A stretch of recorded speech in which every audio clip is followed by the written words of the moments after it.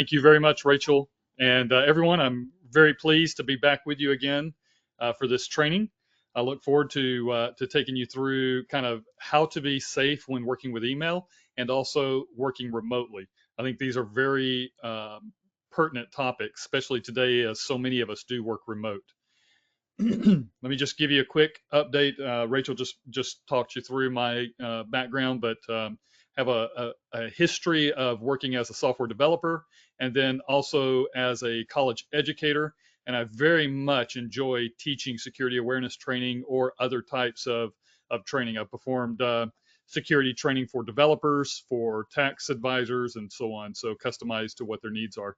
And I absolutely love it. However, as a teacher, I do thrive on interaction. And it will be very hard for me to consistently teach you well if you don't interact with me. So, as Rachel said, please do post your questions, give me responses along the way. This is a topic that should generate a lot of questions, I would imagine, and I would love to hear from you. All right, let's dig into it. Of course, we have our disclaimer. Sikich is providing you with our advice, and I'll leave it at that. Okay, so I want to give a quick review because everything we're going to do today should build off of some of the concepts that we laid down in the last training. So in the last training, I talked about the way of the scammer, really that what we face in almost every type of cybersecurity attack today is another practical form of the same old scams that have been around for a very long time. We know that if we go all the way back to the Wild West, when people would ride in with their wagons and set up a stage and then start to sell their snake oil, they used a lot of the same tactics and techniques that we're going to describe, as we look at email and other types of attacks. So nothing new here. However, when we identify that and recognize it, a couple of things happen. One, it gives us a little bit more confidence that we can spot these things.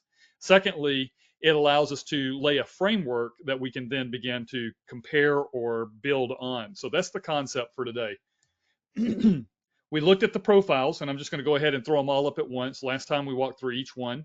But the main point from these profiles is that there are multiple different types.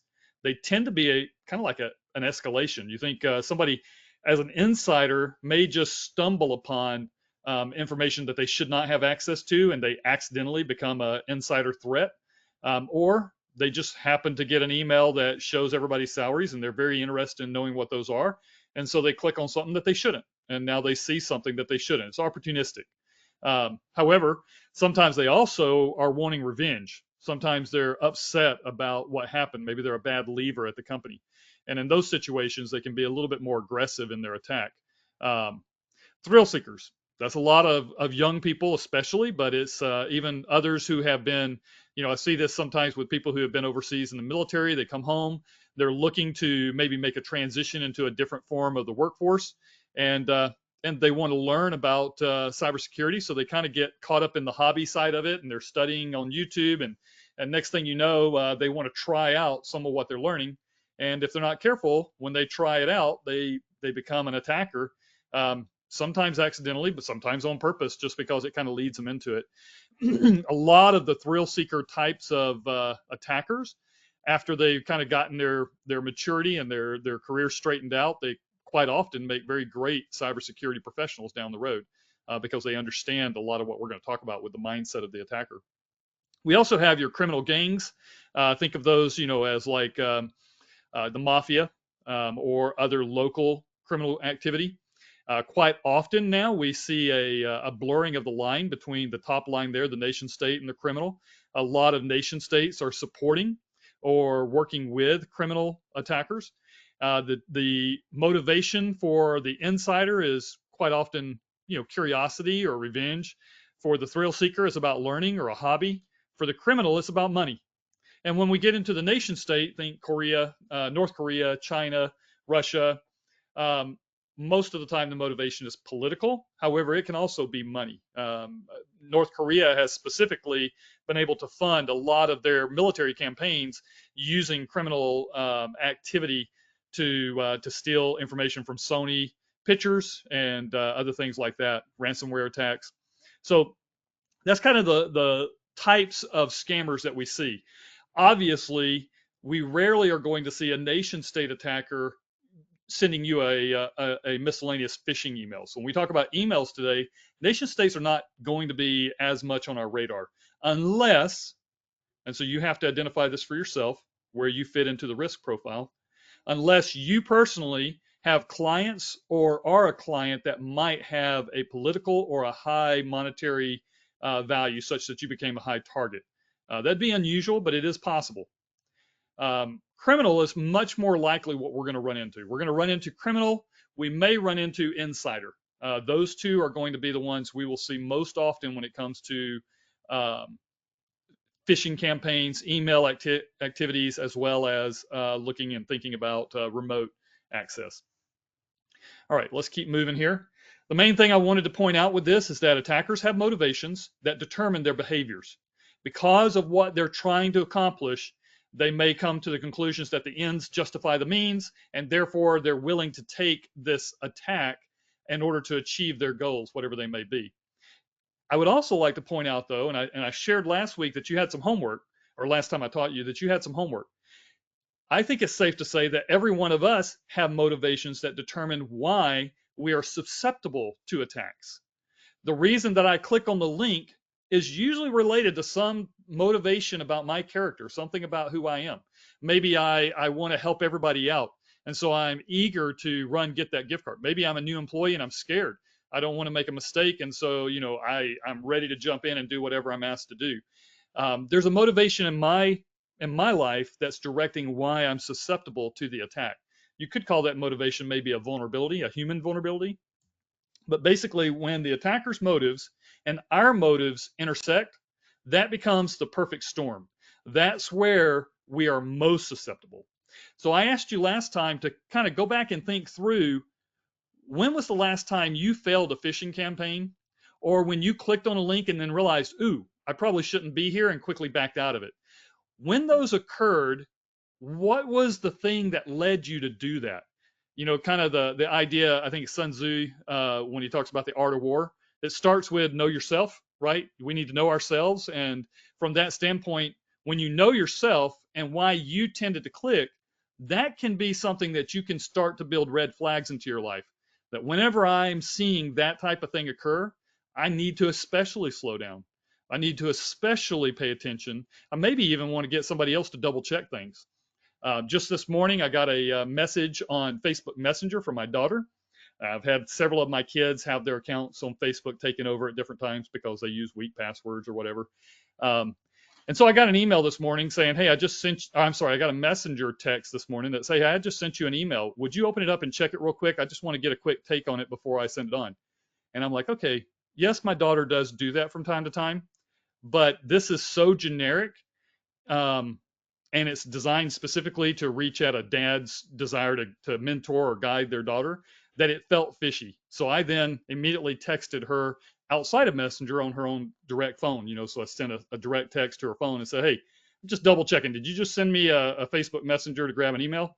And she's like, LOL, yes. And I'm like, well, you know me, I'm gonna be double checking these things, and I always do it through a different channel when it feels fishy, when it smells fishy.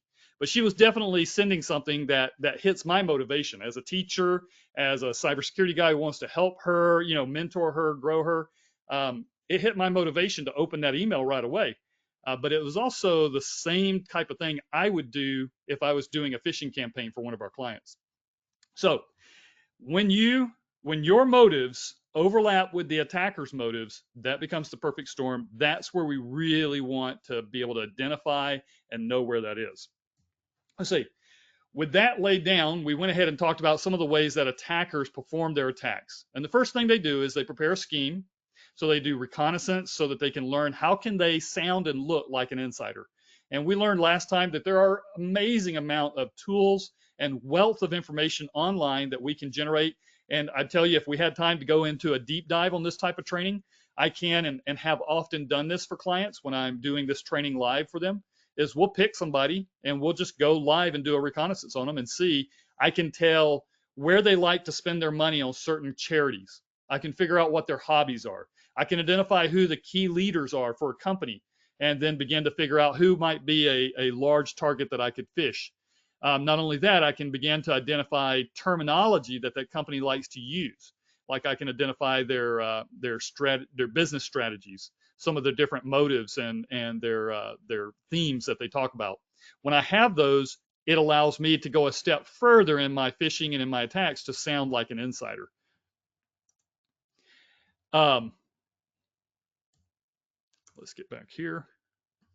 Sorry, I want to keep this moving here.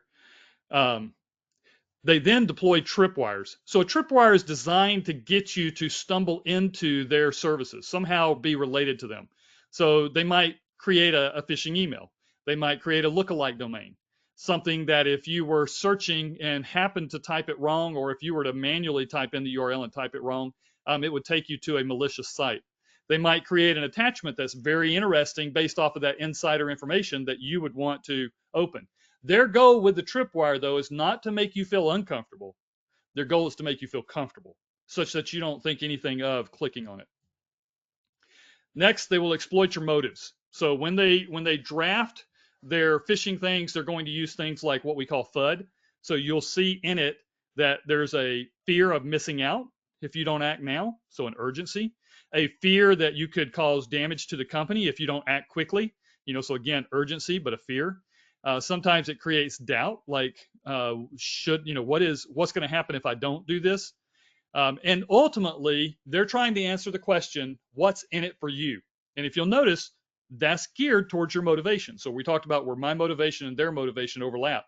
They've identified through their reconnaissance maybe what your hobbies are, what your interests are, what your motivations are, and therefore they're going to answer the question, what's in it for you? Lastly, they try to leave a way back in. And so the goal there is to be able to keep a door open so that they can always come back. Even if you close the one, they may have another. Okay. And we went into more detail on that last time. Let me just pause for a minute here. I see that Jeff has made a comment. About 10 years ago at a former employer, they did a stress test, which was meant to look like an HR gift card giveaway. And it asked for your login credentials. I did it twice and then realized what it was, and I panicked. Fortunately, it turned out to be a test. And the fact that I immediately notified them was not seen as bad as the person who tried. It was not seen as bad as the person who tried 83 times and didn't say a thing. And I think that was one of our primary points, and we'll see that again today, is when you do something wrong, man, immediately speak up. The longer you take to let IT know, the more damage or impact can come from it. So we really want you to speak up quickly and reach out to your administrators. Denise says, I was registered for a race. I went back to the website to pull up the race route, and the link to the route was a phishing link. Yeah, so again, obviously your hobby and your desire to do this overlapped with what they were supplying as the phishing. And that's where it comes in at. Like, that's the perfect storm, right? Good for you guys to do that thinking, to think back and do your homework. Really would encourage all of you to do that and do it well. And then based on that, start to think through, where should I put a red flag in my life to keep that from happening again? Any other questions or thoughts at this point? Rachel, have you heard anything? Nope, that is it for now. All right, let's keep it moving. So here's the main thing for the way of the scammer. Become aware of the scammer's common attack path. Just because they sound like an insider does not mean they are. When something feels wrong, it probably is. And you need to know your own social footprint. So I would encourage you to do some reconnaissance on yourself. See, go to a computer that doesn't have you logged into Facebook or LinkedIn or something like that, and then look and do some searches to see, what do you publicly expose on your Facebook account or on your LinkedIn account or on your Twitter or X account or whatever your social media accounts are that you use. Take a look at that. See what you're exposing. Do a quick Google search and notice that you may find that there's I'll do this on clients sometimes, and I will find PDF files of like the Elk Club minutes or meeting notes, and I'll find out that this person that I'm actually looking for is a ranking member in the Elk Club or whatever it might be, the local HOV. And so through that, I can then begin to pinpoint much more information about their likes, their interests, where they live. It's just amazing to me the amount of information we can find on key targets. You can also go to haveibeenpawned.com and check to see if your passwords have been part of a breach. A very common technique today is to take your previous passwords that have been exposed in some public breach that occurred. Maybe LinkedIn was breached. They were able to download all the passwords, found yours, and now yours are publicly available. An attacker will go look at those passwords, look for patterns between them to see if there's some common way that you like to use when you're building your password or passphrase. Based on that, they'll try to guess what potential new passwords you may have and then go stuff those into websites and places to see if they can take over your account. Jordan's feeling like the web link is a test. Yeah, that's, when I do security awareness training, a lot of the information I give people, they're like, can we talk about this? Like, is this a test? Like, what's going on? All right. I think we have a polling question, so I'm going to pause real quick.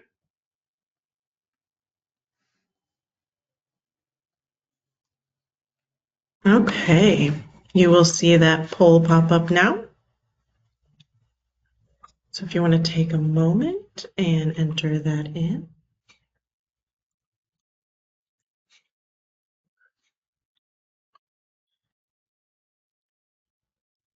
Give everyone just 5 more seconds.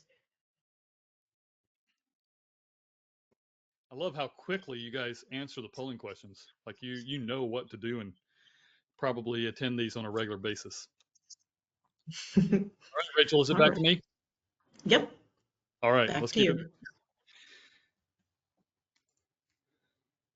Okay, so let's jump into working with email. And what I'd like, and if we were in person right now, I would start asking you questions like, how do you see, what are common attacks that you think relate to email? And how would you address that in relationship to what we talked about with the way of the scammer, the common attack paths and things of the scammer? Like, I would let you brainstorm for just a little bit. That's probably going to be difficult to do here unless somebody's typing quickly and can throw it in there. Unfortunately, we can't unmute your mic and let you talk. So I'm going to have to just keep it moving. But working with email, like somehow we need to be able to spot those scams. And so I want to assist you a little bit in thinking through a kind of a strategic way to help you identify and detect spam.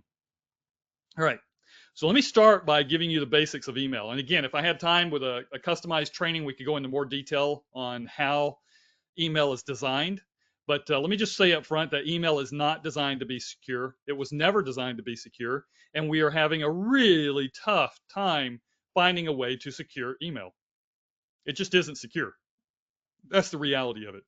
The first email that was ever designed was two computers connected by a cable, and somebody would just drop a file in a folder that the other person could also open that file when they logged on and read whatever the text was. And then they could update that text, close the file. The next guy could open it when he wanted to, and he'd read the text. No alerts, no updates, no way to know who actually put the text there. It was just a way to communicate with each other on two computers connected by a cable. That rolled into an automated service that eventually became email, and there was no security functions built into it. Security was not in mind at the time. Email can be sent from any server, and you can tell that server to say it is a specific domain, even though it really isn't. So I've done phishing campaigns where I make my server have the exact same domain name as what the client's server would be. My IP address is different. Unless I take over their email server, there's no way for me to have their IP address. Unless, I take it back, unless I'm a nation state, then it is possible. And more likely when you're traveling through a nation state country. So like if you're traveling through Taiwan or if you're traveling through Ukraine or some other Eastern Bloc country, there's a good chance that your email is going to go through a Russian border gateway router. And when it does, very good chance that they could man in the middle of that, they can access it, and they could change out IP addresses or other information. So that's very possible. But for most criminal attackers on our list of types of attackers, most criminals and most hobbyists are not going to be able to change the IP address. And so what we've done today is we have created a system where your email reader can query the real domain to see what IP addresses are allowed to send email on behalf of that domain. Once it knows which IP addresses are allowed to send email, it can then look at where this email came from, check the IP on it, compare it to the allow list, and then know if this should be trusted or not.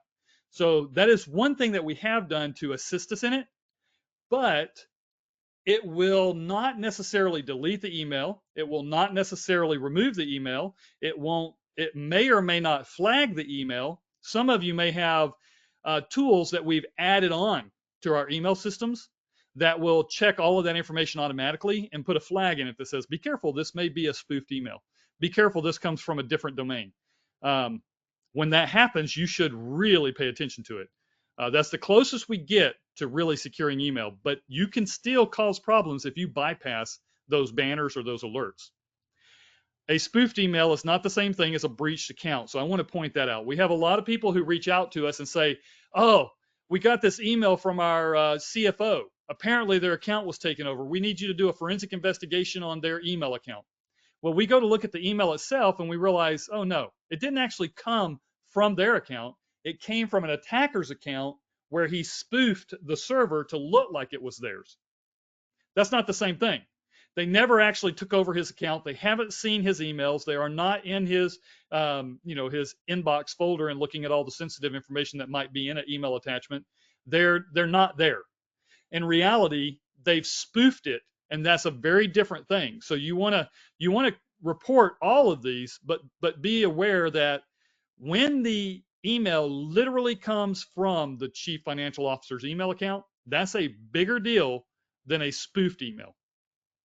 And then number 3 here, a forensic investigator can read the email headers. We can trace the internet path, and we can identify where did the email come from, what was the email, history on it, so we can determine much more accurately if it is an actual bad email or an account takeover or a spoofed email. Any questions on that? This is pretty important. And it really helps again with the confidence level for you to realize that first of all, you can't really trust email ever.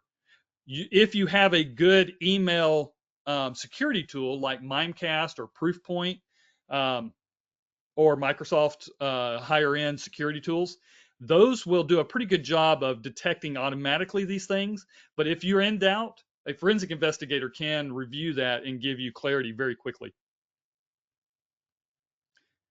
Any new thoughts coming in? Nothing Right on on. our end. Sounds good. So here's some of the things I want to tell you. Let's just lay the rules out first, and I'm going to do this in 2 lists. One is don't do this. The other one is do this. So don't rush. How many of you, you're going through traffic, turns out you're running a little bit late this morning, you get to the office, you need to get to a project right away, but you also want to make sure there's no urgent emails sitting in your email. So within just like 2 minutes, you're rushing to check your emails. The problem with that is you're going to bypass all of those red flags that you teach yourself to watch for because you're in a hurry. You're simply going to scan. You're not going to give it the reasonable review that it deserves. Say it that way. And knowing that email is so insecure, you should tell yourself, I always need to be careful and review it thoroughly. So that's the first thing I want to get across. What you should do, systematically review each email. A lot of people will do this. I've started doing this. I schedule time at least twice a day. Now, I will respond to other emails when I know that they're important coming in, but I make sure I take time to review them systematically. But I put on my schedule twice a day where I allocate 20 to 30 minutes to specifically take my time and review all the emails that have come in since the last time I checked. That allows me to make sure that I don't have other engagements pushing against that's going to keep me from doing a good systematic review. But it also allows others who are scheduling time on my calendar to realize, hey, this is a best practice common procedure. We should systematically review our emails. We should, schedule time for that. So I would encourage you to do that. Schedule time on your calendar to perform at least twice a day systematically reviewing your email. Next thing I'd encourage you not to do is don't click on that thing right in front of you. That needs to be kind of a foremost rule in your mind. Do not click on that thing right in front of you.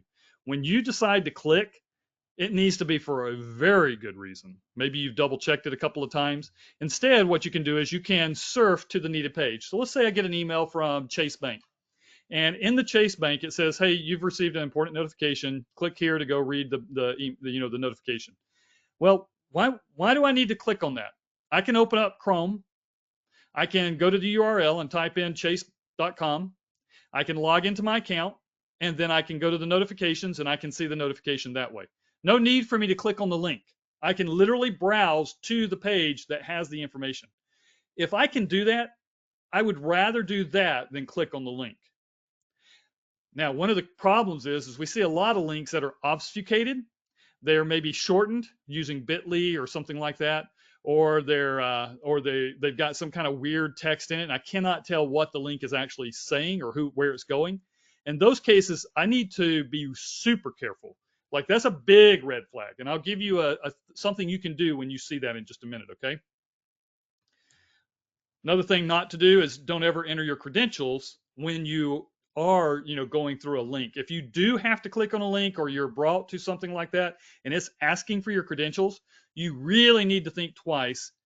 Is this normal for it to be asking me for credentials right now? We all know, like when you're logging into your single sign-on for your Microsoft Office, you're going to have a very common Microsoft login page.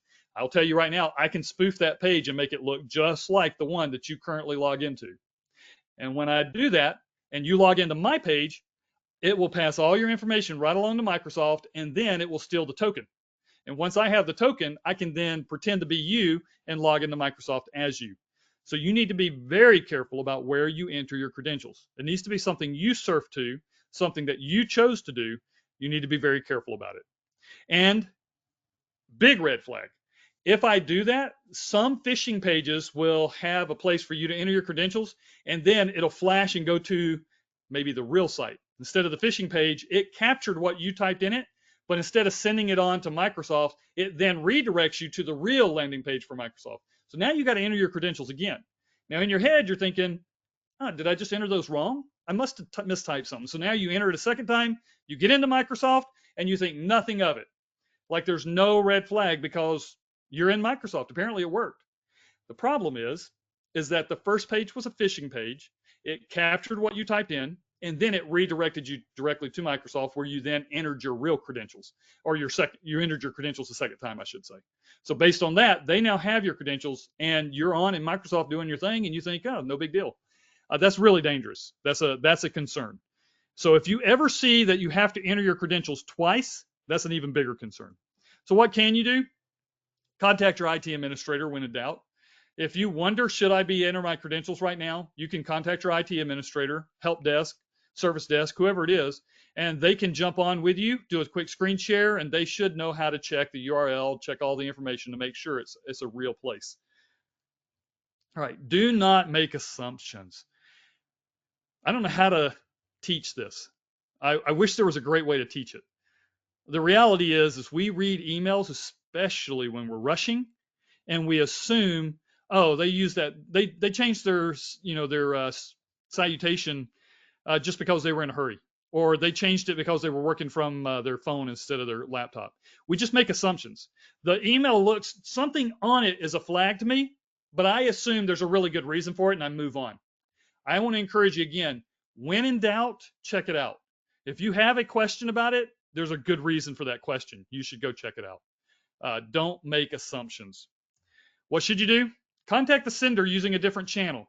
So I had a question about my daughter sending that this morning. Didn't hurt anything for me to real quickly text her and say, hey, is this real? She says, yeah, it is. It was through a different channel.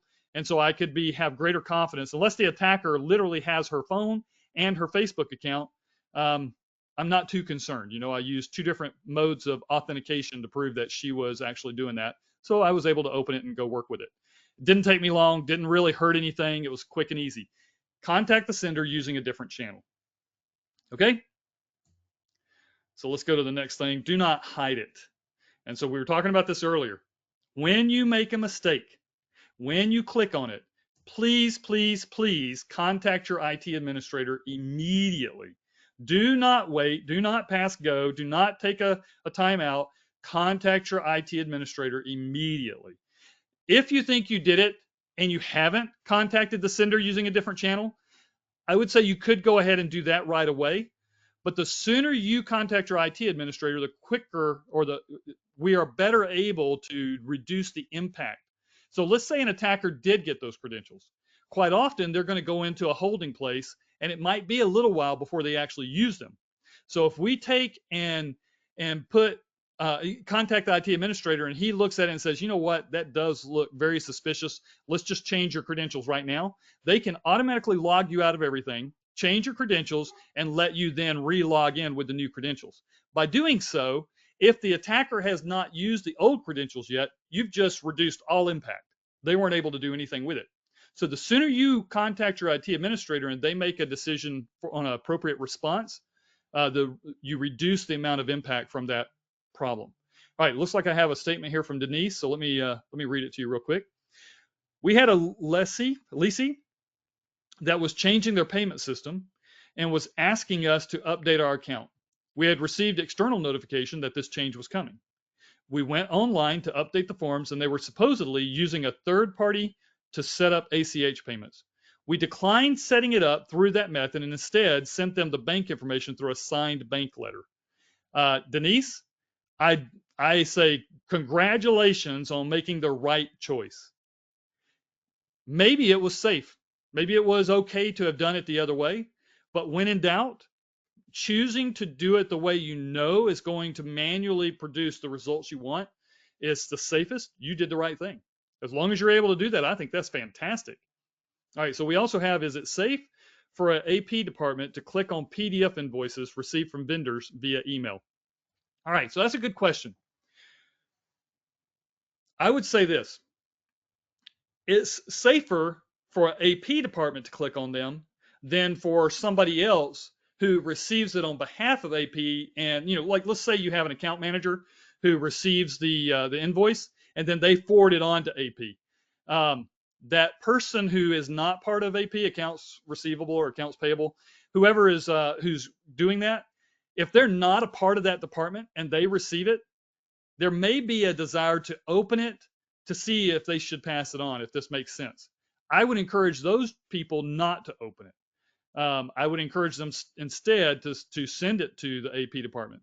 As far as the AP department is concerned, there are steps you can take to confirm that the phishing email is safe, or that the PDF is not dangerous. And there's a couple of ways to do that, but it does depend on your company and it depends on the sensitivity of the material. For instance, there are online tools you can submit that PDF to have it reviewed. You can also have IT administrators. Some of them are trained in how to manually review a PDF and determine if it's dangerous without actually triggering something malicious. So there's ways to do that. I would encourage you to do exactly what you say in your next statement, and that's forward it to your IT department when you're concerned, if you think there's anything off about it, and let them review it. Just opening a PDF typically is okay. It is possible with some older PDF readers to inject a script such that when the PDF is opened, it tells the reader to go execute some activity, like download a file from the internet and then run it on the local computer. When that happens, I mean, that's obviously malicious activity and that's dangerous. And just by opening the PDF, it can trigger that and cause it to happen. But that is very unusual. Most PDF readers today, if you're keeping your software patched and up to date, most PDF readers today will not automatically run anything that comes across. Instead, it will alert you and say, do you want to run this? Do you want to load this from the internet? And as long as that, as long as your software is up to date, patched, good to go, you're probably okay to open it and check it out. If there is a link in it that you didn't expect to be there, don't click it. So think of it as an email, right? So I've opened my PDF. Now I look at it and say, is there any concerns with what I see here? If there is, don't do anything else. Forward it on to your IT administrator, let them review it, or let them bring in a forensic investigator to review it. Yeah, and that's a great point. Your IT department typically wants to know when phishing emails come through just so that they're aware of how many attacks and how much information is coming through. It may cause them to make decisions on what types of protection software they want to purchase, change, update, if they want to enable certain more restrictive controls because you're getting bombarded by phishing right now, and then later they can relax those. All of that's possible in the IT department. Without that information, they're blind. They don't know whether their tools are doing what they should. So good questions. Thank you, Diane and Denise. All right. So how can we do this? So I said schedule time for a systematic review. So let's talk about how do I do a systematic review. So here I have an email for to John Brown. I'm sorry, it's to Kevin Bone from John Brown. Okay, and what he's got here, and we look at it and we go the from and to fields. Okay, those look pretty good. What am I, Kevin Bone? If I am, okay, then that's not so bad. I should expect to get this. If it's actually to somebody else, but it came to me, then I wonder why am I getting it? Like was I on the BCC or something? And so that should be a red flag. So what is in the from and to field? In the from field, if I see John Brown, I can hover my mouse over top of the from the John Brown name, and it will give me a chance to see what is the real email address that was under that. I want to review that email address and make sure that it actually matches up. If it says John Brown, but the email address is Zian Netherland, at paragon.com, then I go, okay, that's not the John Brown I know. There's something wrong here, right? Next thing I do is I just kind of look at the subject line and I say, man, does that make sense? Do I typically get invoices?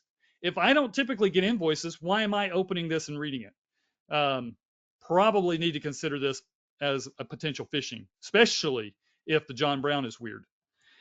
Next one is I look at, oh, there's an attachment. I'll just tell you right off the bat, when there's an attachment, that's immediately a red flag for me. I want to double check anything I get that says it has an attachment to it. That's a concern to me. So I will say this: the subject line in the attachment makes sense. Subject line says it's an invoice. The attachment says it's an invoice. That's encouraging, right? But the fact that it has an attachment, should I be getting this? Should I have this attachment? Notice that it is a PDF file. A lot of your systems can scan those PDFs as well. So you want to, make sure that you have active and up-to-date endpoint detection and response software or antivirus software on your computer. All right, the next one is I look at links. So in this particular case, there's some links in the footer. If the email said, I need you to click on this link, that would be something I would definitely want to double check.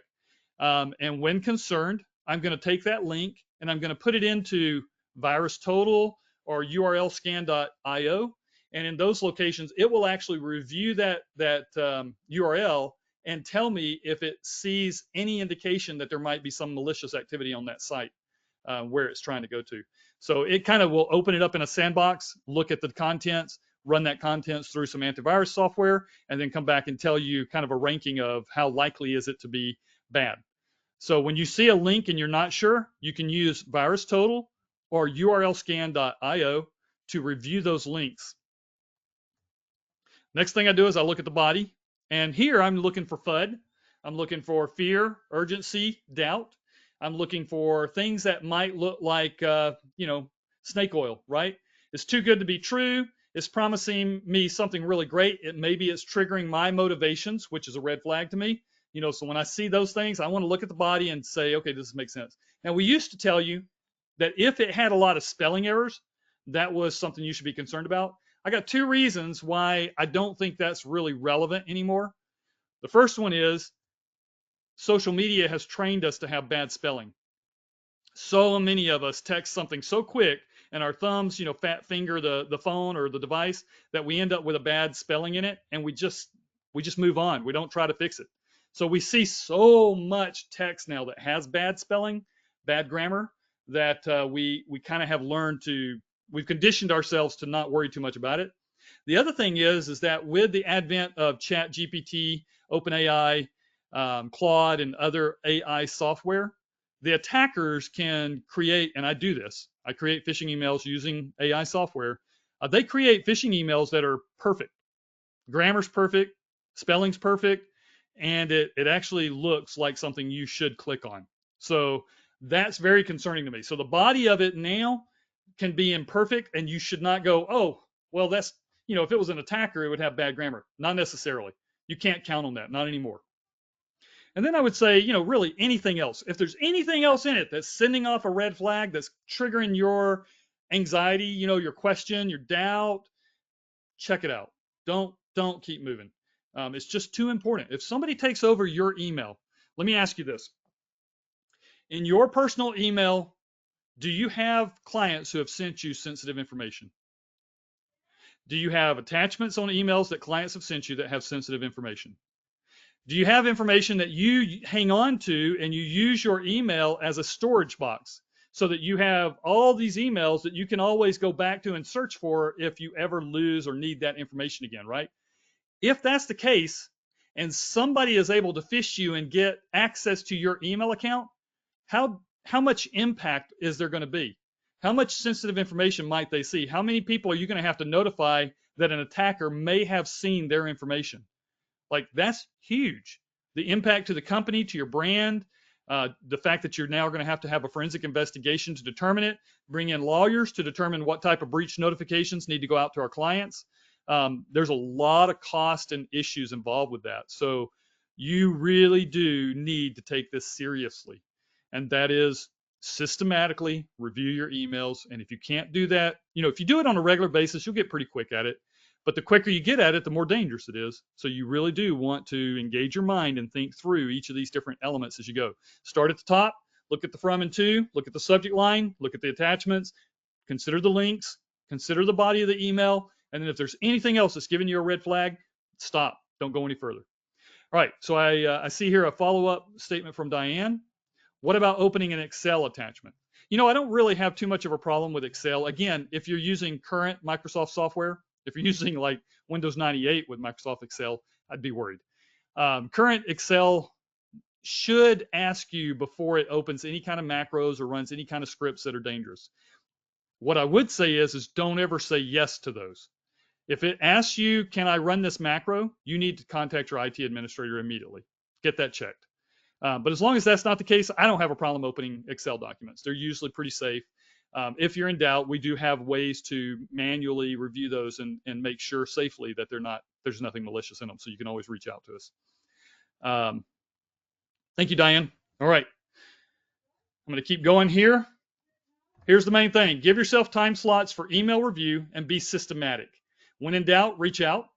Use virustotal.com to check your links. You can also use urlscan.io. That's urlscan.io. Both of those are really good tools for doing that.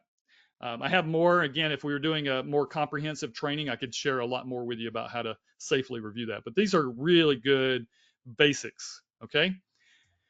All right. Any questions so far? Anything before I move into the working remote?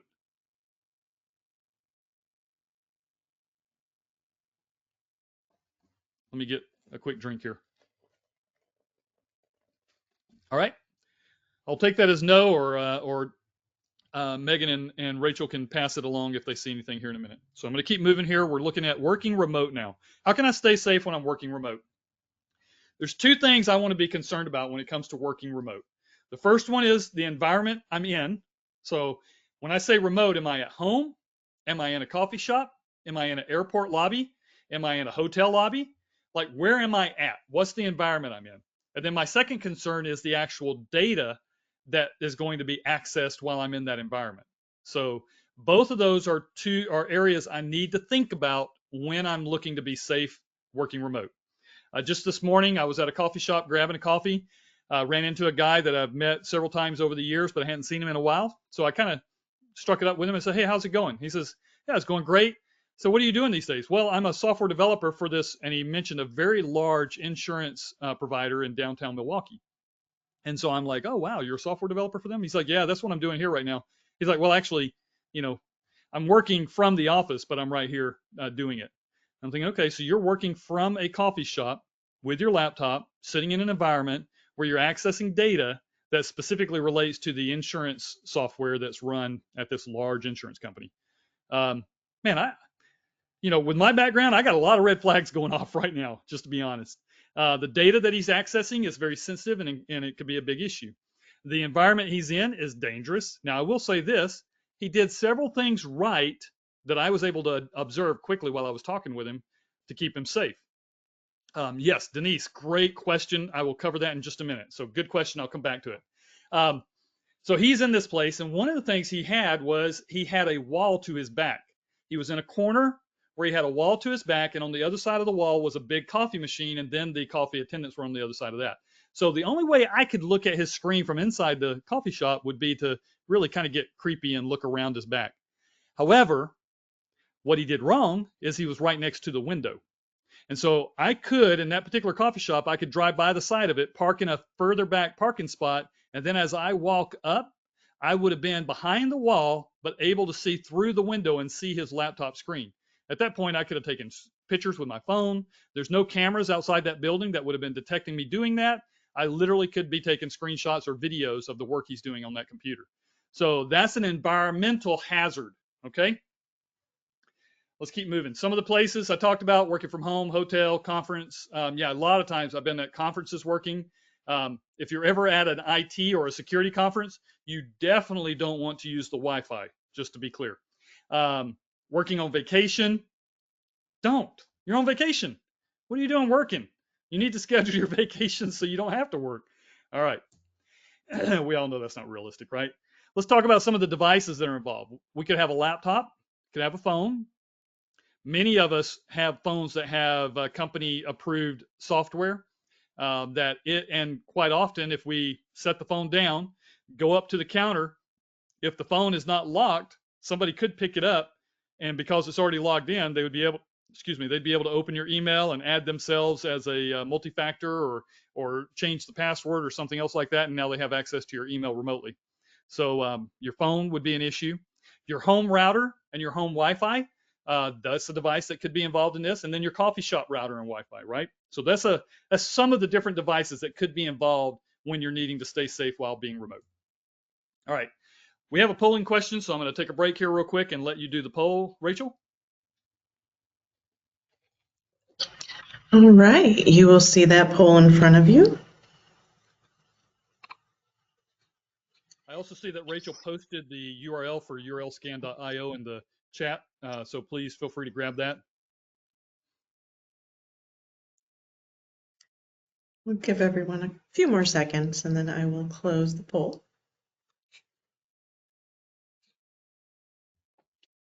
All right. Okay, thank you, Rachel. Yes. All right, so let's talk about protecting the device while working remote. One of the things I'm concerned about is shoulder surfing, but not this kind of shoulder surfing. I'm thinking more along the lines of you're in a coffee shop, you're sitting, like in this case, if you look at this picture here, there's an actual video out on the web about this particular situation, but the person sitting there is looking at their Apple laptop, and what you might not notice is over here is a gentleman walking, and he's going to walk right up and just kind of stand here by this rail for just a few minutes. And when he's standing by that rail, he's looking pretty normal. He's just looking around the room, and it doesn't look like anything strange. It's like he's waiting for his coffee to get filled. But all of a sudden, he runs over. Oh, I'm sorry. Here's the gentleman here. He's actually literally in the process of running right now. He runs over, grabs the guy's laptop, and is able to come around that corner of that rail. And where that rail is, it actually makes it really hard for anybody else to get to him. So he goes around the corner of the rail, goes out the door, and heads off down the street. And the other guy, he responds pretty quickly. He jumps up, throws his chair over, and takes off after the guy. And we see him running down the sidewalk trying to catch up to the guy. My guess is he never got his laptop back. Probably there's a car out there waiting for him, or something, or a handoff. He's able to hand it to somebody and then take off a different direction. But nobody noticed. Nobody was aware of what was going on. And this guy is so caught up in what he's doing that he has no idea of his surroundings. He did not position himself in a place to protect his computer or the data of that computer. So that's the concern there. Some of the different attacks that you can deal with in a situation like this: stealing the device, installing remote software if you leave it unattended, using your current connection to access corporate networks. So the question a minute ago was about a VPN from a coffee shop. Yes, I believe a VPN in a coffee shop is a very good and a practical way to encrypt and protect your data. However, if you leave your device unattended and you're connected to the VPN, you've just given a real nice pipeline to an attacker right into your corporate network. Using your current connection to access the corporate network, adding a user to your email or sending a phishing email to others in your company, getting your help desk to connect as an administrator and pull the credentials from the system memory. All of these are ways that an attacker can specifically attack your device. What we want to think about is situational awareness or environmental awareness. noticing the surroundings around me, windows, mirrors, cameras, people. And I'm just scratching the surface. I've got multiple stories where I've been in an airport and I've seen a gentleman with a military bag sitting at one of the chairs where the chairs are facing against each other. And the guy on the other side has his phone up looking like he's taking a selfie, but he very well could be recording the laptop behind him. Like it's impossible to know what he was doing. And so military information could have been accessed by somebody sitting environmentally unsafe. Uh, do not leave your device alone. I've seen this in multiple coffee shops, multiple places, conferences, and places where a device is just sitting there alone. Um, do not ask someone else to watch your device, and do not let anyone else use your device. All of these are very dangerous situations. You should not allow any of them. Moving right along, I have the rules again. Do not leave your device unattended. Do not depend on others. Do not connect to anything, and do not allow shoulder surfing. In my opinion, while VPN on the local coffee shop Wi-Fi is safer, it is possible for damage to be done when you first connect to the Wi-Fi before you get your VPN installed. Secondly, most of us have hotspots on our iPhones or on our Android devices. Why not just go ahead and use that instead of connecting to the Wi-Fi? My preference is use your hotspot. Go ahead and use it whenever you're out in public, and don't use public Wi-Fi ever. Be very careful about where you sit, and I would encourage you to bring your own supplies, like even cables. There are charging cables today that have smart electronics in them that will actually record the data that's flowing back and forth. It will actually insert itself as if it's a keyboard, and then it can send keystrokes to the device to actually make it do something malicious. So very, very much encourage you to bring your own supplies when you're traveling. All right. Main things. Keep your device with you. Be intentional about where you sit and what supplies you bring, and know your surroundings. A couple other things I would add to that when it comes to protecting your data. Your data needs to be protected when it's at rest, and that means when it's sitting on your hard drive, and when it's in transit, and that means when you're putting it, uploading it, or sending it through an email or something else like that. So one is where it's just sitting there resting, the other is where it's actually traveling. The ways that an attacker can attack the data is they can extract it from a stolen device.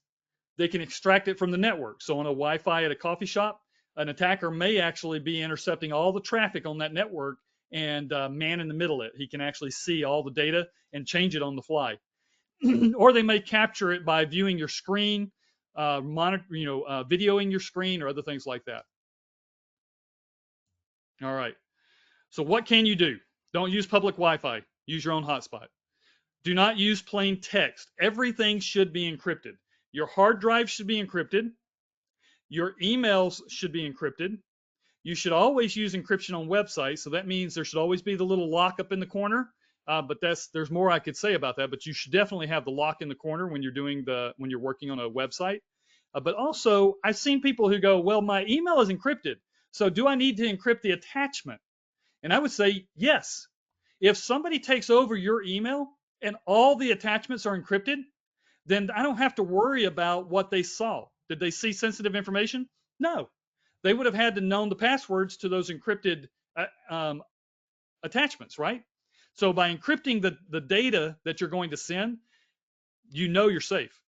Do not use default credentials on anything, including your Wi-Fi, your router, whatever. Always use long passwords and always change the default password. And then never turn off your protection. You should always have AV and DNS filtering on your devices. Now, I got a couple of tips for that in your handouts. Take a look at those. You can put Malwarebytes on your local home devices. Maybe your corporate has AV, but without it, you're like, what should I use for my home? I would say Malwarebytes is a great residential tool to use on your home devices to check them and clean them and keep them safe.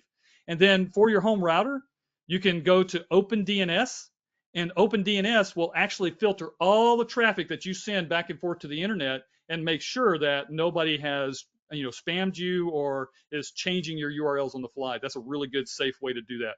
And it's really easy to set up. You can Google your router's instructions on the internet, and OpenDNS has very clear explanations about how to set that up. So I would encourage you to do it. If in doubt, reach out to me. I'd be glad to help you with any of that. Here's the key things for protecting the data. Encrypt everything. Control your network. You should be the one in control of your network, not some public Wi-Fi or public internet. Use protection like Malwarebytes, Microsoft Defender, and OpenDNS. Okay? So I'm going to go ahead and flip us over to the next poll, and I'm going to let you ask any other questions you might have at this point. Okay, you will see that poll now.